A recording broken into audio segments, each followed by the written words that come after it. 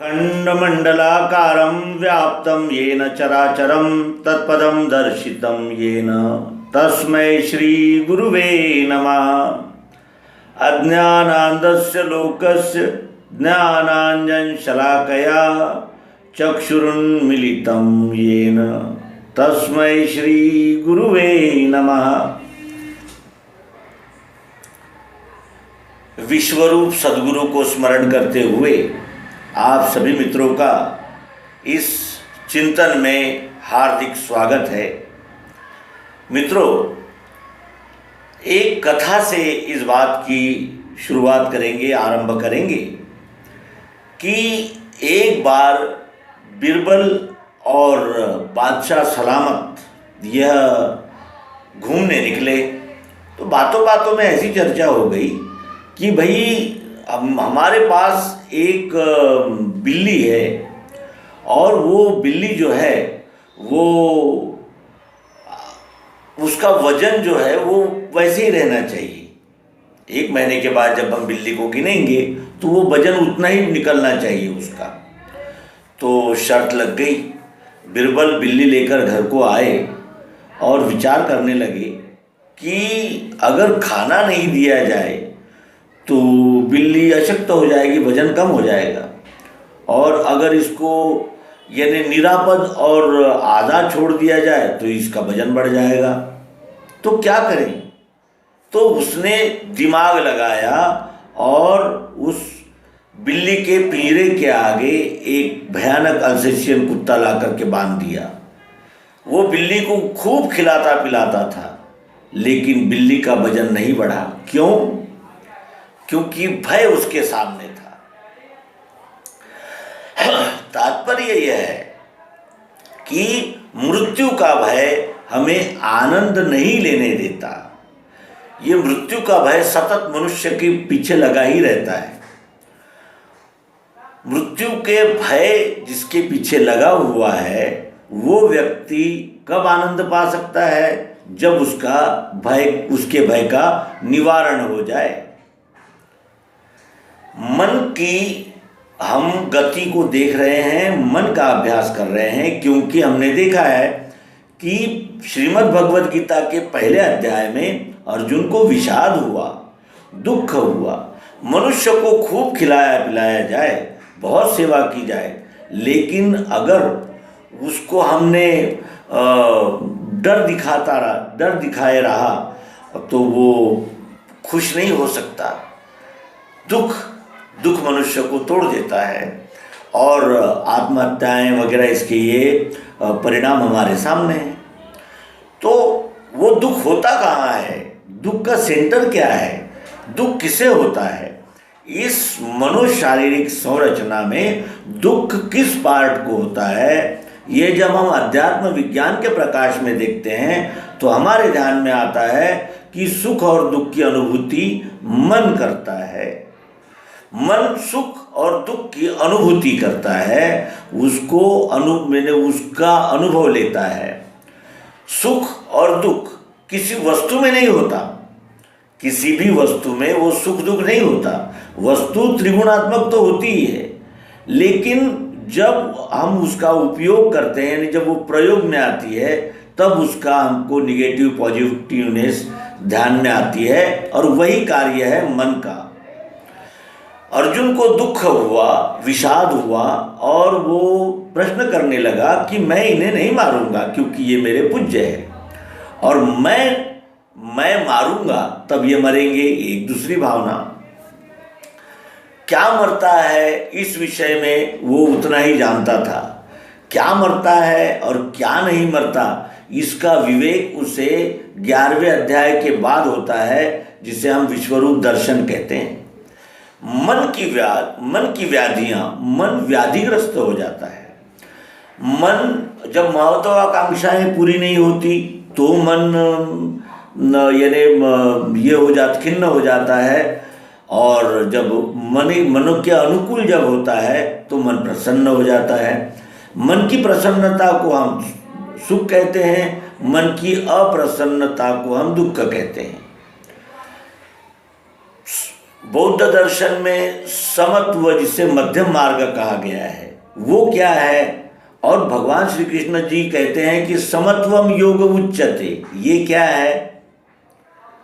समत्वम योग उच्यते, सुख और दुख, लाभ और हानि, क्षर और अक्षर, जिसे अध्यात्म विज्ञान की भाषा में हम कह सकते हैं कि गति और स्थिति, मध्यम मार्ग कहते हैं।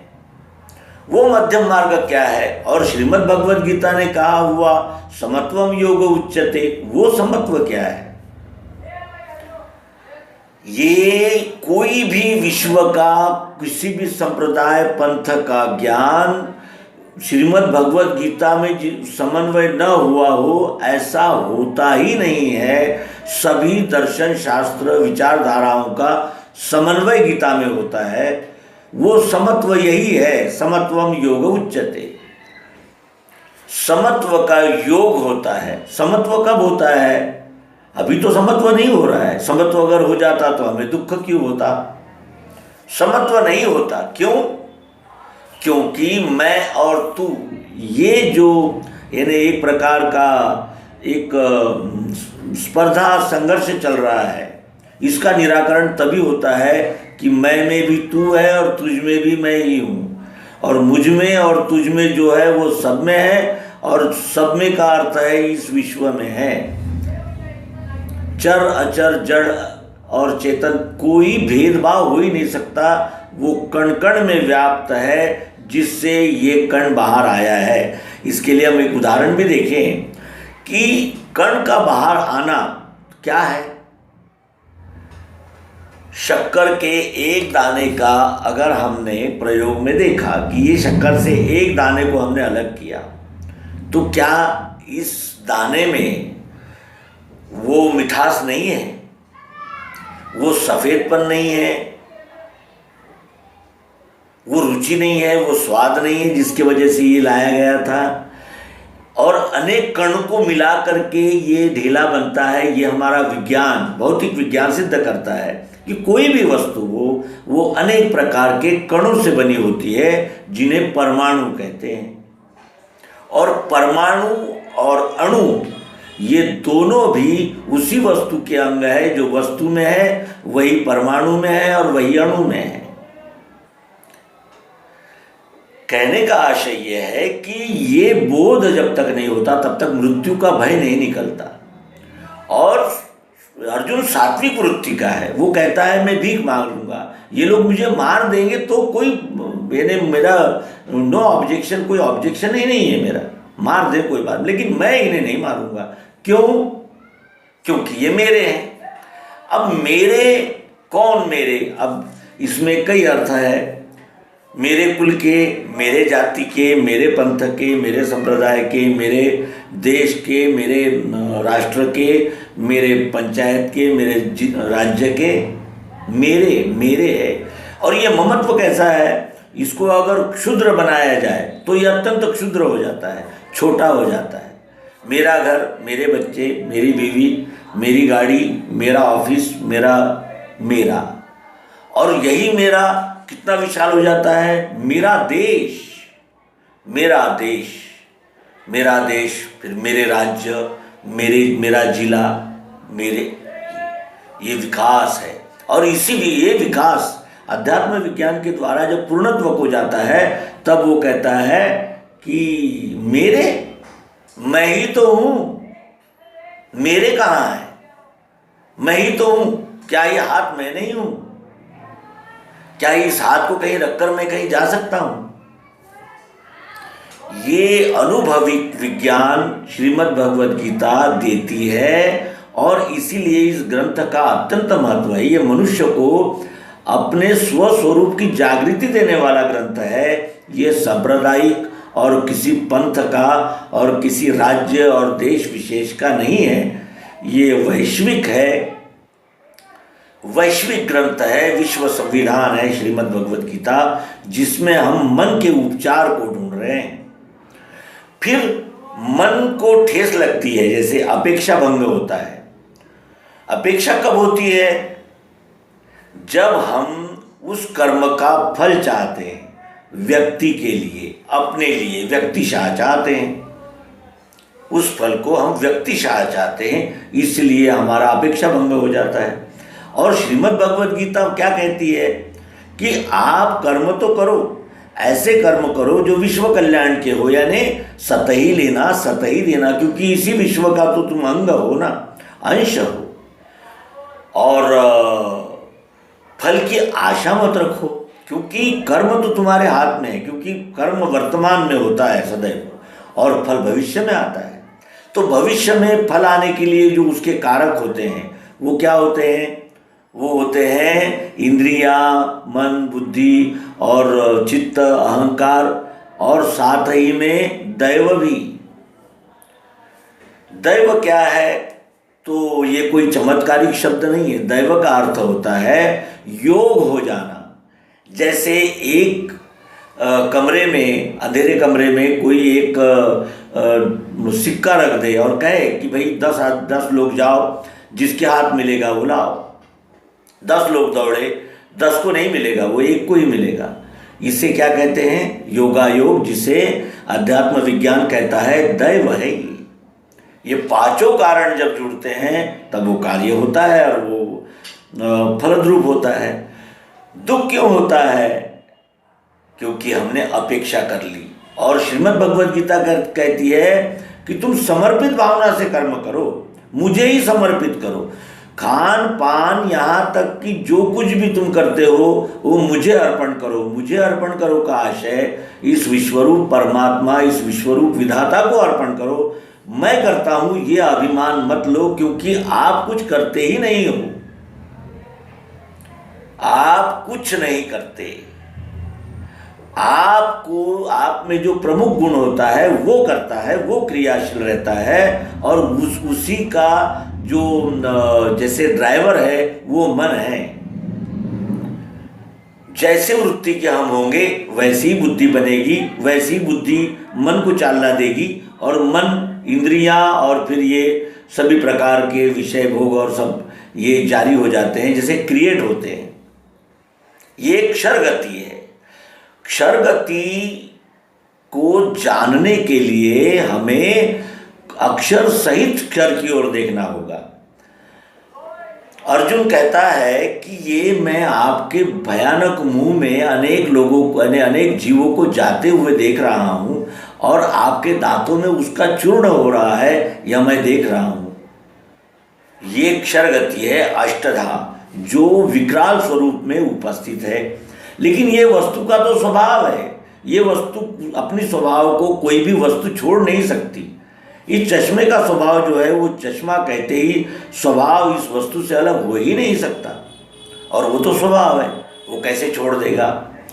इसलिए श्रीमद् भगवद गीता कहती है कि अगर मानसिक दुख से बचना चाहते हो तो अपना हर कर्म विश्वरूप परमात्मा को समर्पित करो, और कर्तृत्व का अभिमान न लो, क्योंकि आप कर्तृत्व करते ही नहीं हो। कर्तृत्व कौन कर रहा है? किसकी क्रिया शक्ति से ये कार्य चल रहा है? पृथ्वी, जल, अग्नि, वायु, आकाश, इन्हीं से बने हुए हमारे ज्ञानेंद्रिय है। नाक कान का काम नहीं कर सकता, कान मुंह का काम नहीं कर सकता, और मुंह हाथ का काम नहीं कर सकता। क्यों? क्योंकि स्वभाव से वो वस्तुएं बंधी हुई है, और स्वभाव ये त्रिगुणात्मक है। लेकिन उसमें भी जिनको इस दिव्य दृष्टि का प्रकाश प्राप्त हो गया, वो अपने गुण को पहचान कर और श्रीमद् भगवद गीता के मूल संदेश की कर्तृत्व का अभिमान और कर्म फल की आशा, ये दोनों छोड़ दो तो आपको दुख नहीं हो सकता। मानसोपचार के लिए ये सिद्धांत अतीव महत्वपूर्ण है, ताकि मनुष्य के दुखों में एक प्रमुख कारण होता है, वो होता है अहंकार, और अहंकार जिसका अनुसरण करते हैं वो वासनाएं। इसलिए यहाँ ये जानना अत्यंत महत्वपूर्ण है कि मनुष्य को दुख होता क्यों है, और मानसिक रोगों में अधिकतर फ्रस्ट्रेशन या डिप्रेशन, इस प्रकार के जो कार्य होते हैं वो इसी दोष के कारण होते हैं, ऐसा हम अध्यात्म विज्ञान की दृष्टि से देख पाते हैं। फिर मन को दुख क्यों होता है, तो अपेक्षा भंग है। और मन को दुख क्यों होता है? मन ये त्रिगुणात्मक है और वेगवान है, चंचल है, चपल है, ये तो निश्चित, ये क्योंकि भगवान श्री कृष्ण जी भी इसको मानते हैं, लेकिन साथ ही वो उसको काबू पाने की औषधि भी बताते हैं कि वैराग्य और अभ्यास, इनसे ये रुकता है, इनसे ये रुकता है। और वैराग्य क्या है? वैराग्य क्या है? वैराग्य किसी भेष को धारण कर लेना है कि वैराग्य अपने बाल बच्चों को छोड़कर, समाज को छोड़कर जंगल में जाने को कहते हैं? वैराग्य का अर्थ क्या है? आसक्ति रहित जीवन, इसे वैराग्य कहते हैं। और अभ्यास, अभ्यास जिसे MBBS बनना है, वो अपने रोज का उसे अभ्यास हो जाता है कि वो रोज अपने महाविद्यालय में जाए और पढ़ाई करे। 1-2 दिन उसे बताना पड़ता है, फिर तीसरे दिन से नहीं बताना पड़ता, वो सब जानता है। क्यों? क्योंकि अभ्यास कर रहा है। अभ्यास का अर्थ होता है प्रयास करना, तप करना, और सतत मनन चिंतन निधिध्यासन के बगैर अभ्यास हो नहीं सकता। मन के उपचार, इस विषय पर हम श्रीमद् भगवद गीता को देख रहे हैं, जान रहे हैं, अवलोकन, अनुसंधान और चिंतन कर रहे हैं। मित्रों, इस अंक में जो हमने निवेदन किया वो मानसोपचार, psychological treatment from Gita and universal science, इस विषय पर यह अंक था।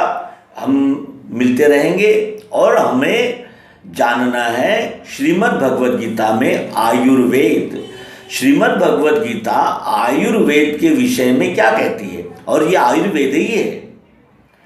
अपने मन को काबू करना, अपने मन को योग्य दिशा में मोड़ना, और उसके लिए जो सूत्र भगवान श्री कृष्ण जी देते हैं, ये मानसोपचार ही है। भले ही हम उसे अंग्रेजी में यानी ये हमारे देश का एक ट्रेडिशन हो गया है कि बाहर देश का कोई कुछ करता है तो वो बड़ा महान है, और हमारे देश में ये कणाद, धन्वंतरी, सुश्रुत और भास्कराचार्य, आर्यभट्ट, डॉक्टर होमी भाभा, डॉक्टर वेंकटेश्वरैया और अब्दुल कलाम आज़ाद, इनका हमें अभिमान नहीं लगता। ये हमारे परंपरा में नहीं आते। वाग्भट, पाणिनि, ये हमारे कौतुक का केंद्र नहीं बनते। हमारे कौतुक का केंद्र राम, कृष्ण, ये नहीं बनते। हमारे आकर्षण का केंद्र सिनेमा के जो हीरो और हीरोइंस होते हैं, जो कलाकार होते हैं, हम वो हमारे आइकॉन बन गए हैं। ये दुर्दैव से कहना पड़ता है कि आइकॉन किसे बनाना चाहिए। अगर हम APJ अब्दुल कलाम को आइकॉन बनाएंगे तो उन्होंने क्या मंत्र दिया है, देखिए, विंग्स ऑफ फायर, ये उनका प्रसिद्ध ग्रंथ है जो आत्मचरित्रात्मक है, जिसमें वो कहते हैं, एक कहानी के रूप में कहते हैं कि एक फकीर अपने पत्नी के साथ एक नदी के किनारे पर झोपड़ी बनाकर रहता था और नदी में आने वाली मछलियों को पकड़ता था और फिर वो भोजन बना के खाते थे। उस झोपड़ी पर हर हफ्ते एक भिखारी आ जाता था और वो भिक्षा मांगता था, और ये जो फकीर था, जो मछली पकड़ के लाता था, ये उसे एक मछली दे देता था, और वो फकीर दुआ देता हुआ चला जाता था, भीख मांगने वाला भिखारी। एक दिन उस फकीर की पत्नी ने उस फकीर से कहा कि आप, ये हम इतनी मेहनत से जो कुछ 10-5 मछलियाँ लाते हैं वो हमारा आहार बन जाता है, आप ये एक मछली उठाकर उसे दे देते हो, तो इसमें हमें भूखा रहने का नौबत आ जाती है, कभी कभी हम पेट नहीं भर पाते। आप ऐसा क्यों नहीं करते, इस भिखारी को मछली पकड़ना सिखा दो, तो ये खुद ही पकड़ेगा और खुद ही जिएगा। स्वावलंबन का मंत्र देने वाले डॉक्टर APJ अब्दुल कलाम को कितने लोग जानते हैं? उनका अग्निपंख नाम का विंग्स ऑफ फायर का अनुवाद कितने युवाओं ने पढ़ा है? तो मित्रों, हम क्रमशः मानसोपचार में श्रीमद् भगवद गीता का योगदान इस विषय पर चर्चा जारी रखेंगे। आपसे अनुरोध है कि आप इस YouTube चैनल को देखें और सब्सक्राइब करें, शेयर करें और इस तरह इस वैदिक श्रीमद् भगवद गीता के ज्ञान को जन जन तक पहुंचाने में और अध्यात्म विज्ञान के महत्व की ओर अगर हम देखें तो हमें ये भी ध्यान में आता है कि अब सतयुग आने वाला है। कलयुग इतना उफान पर है कि जो हम देखते हैं और जो कुछ भी भागवत आदि ग्रंथों में जो कहा गया है वो हम अपनी आंखों से देख रहे हैं। इसका अर्थ है कि अब कलयुग जो है वो उफान पर और आएगा और इसके बाद आने वाले सतयुग का बीज सद्गुरु भगवान श्री मायानंद जी चैतन्य सर्वांग योग के माध्यम से बो कर गए हैं। आइए उसके फल हम भी खाएं और हमारे संपर्क में आने वाले हर मनुष्य प्राणी तक हम उस अमृत ज्ञान को पहुंचाने का यथामति यथाशक्ति प्रयास करते रहेंगे। नर्मदे हर। सद्गुरु भगवान की जय।